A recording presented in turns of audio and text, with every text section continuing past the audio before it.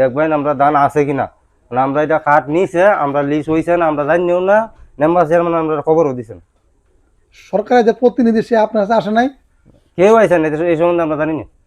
কৃষি কর্মকর্তা এমন কেউ আসে নাই? না, আইসে না। আপনাদের কেউ আসে নাই? না, মানে আমরা একজনে নিছিন, অনেক এটা বলি হইছে না, বাদ আছে। তা কে 7-8 কাঠা ক্ষেত করছিলাম, এই কাঠা 2-1 মতো তুলছি, আড্ডা সবটা নষ্ট হয়ে গেছে গা। ওই আমার 12 কাঠা জমি আছে, 1.5 কাঠা জমি কাটছি, আড্ডা সবটা বন্যা নষ্ট করে দিয়েছে। তারপরে চেয়ারম্যান মেম্বার আছে, তারা আমার কাছে আয় নাই। কাঠা জমি ছিল, 2 কাঠা তোলা হয়েছে, 8 দিন নষ্ট হয়ে গেছে।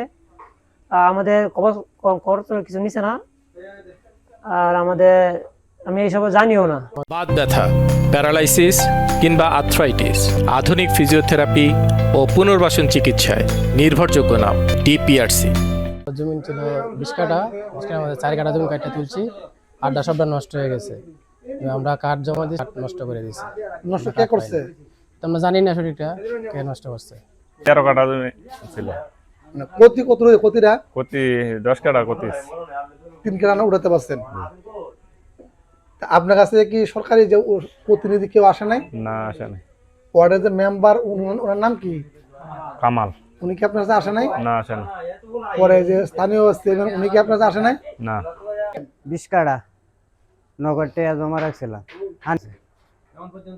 এমনও পানির তলে কাটতে আসছিল ধান উঠাতে পারছেন না? না, ধান তুলতে পারছি না। আপনার এমনি এলাকা আমাদের চেয়ারম্যান মেম্বার কেউ খোঁজ খবর নেয় নাই? না, ওইটা খোঁজ খবর নিয়ে জানো।